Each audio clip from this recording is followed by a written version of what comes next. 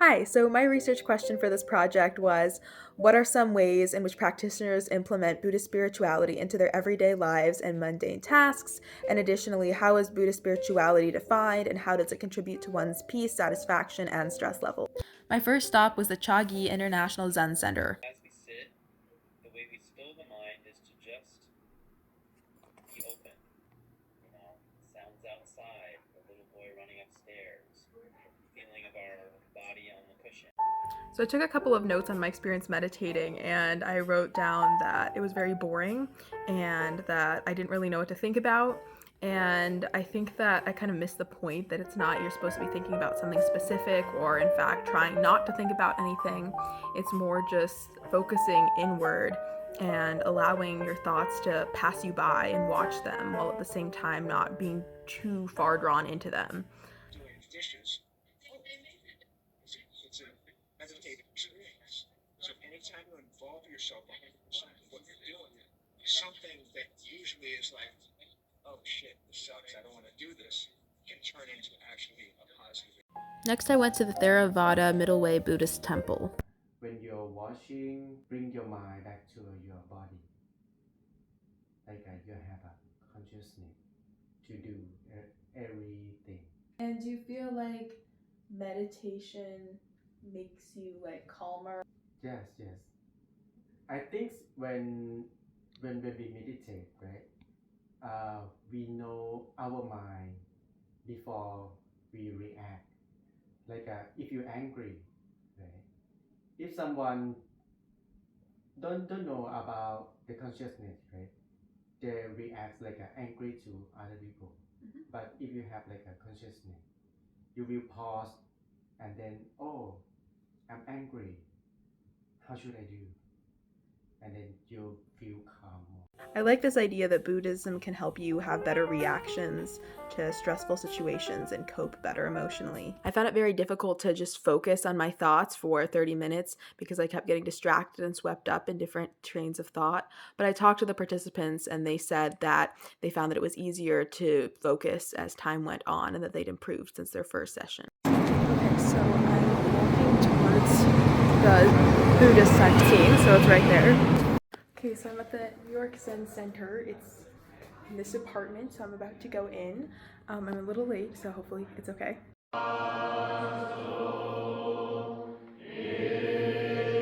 Here, I'm live with Lee. She just asked me a wonderful question. Actually, present because everything I've ever done has always affected me. I'm washing the dishes, or splash water. Like even with something very simple, I can cause lots of harm. So whatever happens, you're like you don't argue with someone. You're like, no, like whatever happens, like it, we don't like it. It's horrible. It's excruciating. Yes, and I used to have a much higher opinion of myself. I was like, I'm such a good person, and then I started really paying attention to whatever. Yes, I'm going to die, and how am I going to live my life? We have a central incense bowl, which symbolizes air. We have a bowl of water in front of that, which symbolizes water. We have a candle that symbolizes fire, and then we have usually flowers, which symbolize in honor of children who died because of stillbirth, miscarriage, or abortion. I just finished. Basically, all I did was a Dharma talk and a recital of 4 vows. The vows are: sentient beings are numberless, I vow to save them. Delusions are inexhaustible, I vow to end them. Dharma gates are boundless, I vow to study them. The Buddha way is insurpassable, I vow to attain it, which is very interesting because I've never heard people chant like that. So the Dharma talk was really interesting. He talked a little bit about Dogen actually. And he was saying once again, like, Zazen is a practice in realization. He was also talking a little bit about precepts, which I'm given to understand are kind of like rules of Buddhism, like the 10 Commandments. So basically that with these precepts, we shouldn't really think of them as rules because like the very nature of like having rules in Buddhism kind of contradicts like the Buddha nature because it like anchors us to having to do things ethically just for the sake of the rules, which really isn't Buddha nature. When we disobey the precepts, we are forgetting ourselves and wounding ourselves. And he talked about 2 koans. One of them was a koan about a fox. I think the man turned into a fox after he asked, can you avoid the cycle of karma and like these cause and effect relationships? And there was another koan about a boy who wanted to imitate a teacher, and then the teacher cut his finger off and was like, no, you can't imitate me. Because I guess Buddhism, Buddha nature, you have to find your own Buddha nature. It's not about imitating somebody else. Or he says that we also like deceive ourselves, like we're so busy and like we're flitting around like bees, he said, and like kind of just ignoring the presence of reality, and we're not truly awake. Next, I went to Won Buddhism, and this was my favorite of the sessions because it was a discussion-based activity where we filled out mindfulness journals and then just talked about our daily problems. And it was more approachable to me than Zen Zazen because it was very focused instead of something that allowed my mind to go adrift. And then we went to get ramen together, and I did my interview. After my practice, I think I became more comfortable with people. You know, I was so introverted and very anxious person. To be a Buddhist practitioner or Buddhist teacher, you also need to know how to be alone. One of the participants said that like he wasn't super like spiritual, I guess, or religious, but then he attended a retreat and he suddenly became like, he felt like it was a very approachable religion and he felt that he could belong. Lastly, I went to the Zen Buddhist temple. We do try to bring our practice into daily life. We have our silent seated meditation that we did today in service.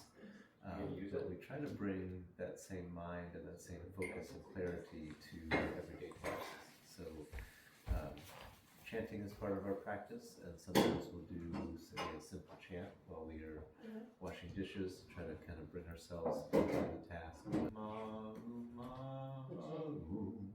Hold on with it. Yeah, hold on. Mindfulness and trying to really be present with what you're doing. So if you're washing dishes, then wash dishes and don't think about what you have to do tomorrow or your worries about the future or concerns of the past. I think it helps with your day-to-day anxiety and just kind of smoothing the waves of every day. I think that helps in clarity in the moment, but it also carries forward. Example is someone is so into their phone, they end up walking in as opposed to we can spend so much time kind of in this other space and not here. Coming to the Buddhist temple has a nice energy to it. I don't think I've ever been calmer in my life. Meditation is definitely a game changer. Hi, so here I am about to wash my dishes and thinking about my research questions, which are more interconnected than I originally thought they were, because everybody I asked, participants and teachers alike, reported that they were less stressed out and more calm and at peace ever since beginning Buddhism. And I think a large part of that is how Buddhist spirituality causes them to approach seemingly mundane tasks. Now, and one of the people that I interviewed, I didn't include the quote, they said that there is no such thing as a mundane task because these things, like washing dishes, aren't separate from spiritual life. They are spiritual life. It's not about adding extra grand experiences. It's about changing how you relate to what's already there in your life. And I think, you know, rather than thinking of these sorts of tasks as things that must be gotten through in order to get to the next thing, taking the time to be present and, you know, feel like the water coursing through your fingers or like the rhythm of your movements can help you enjoy your life more and feel like a greater sense of calm. And I think the ritualistic aspect of like doing it again and again can be very grounding and offer some symbolic weight to these sorts of tasks. And I think there's also a layer of like ego reduction where, you know, these tasks suddenly aren't beneath you or things that you have to do. They're part of your spirituality. And I think that's very neat.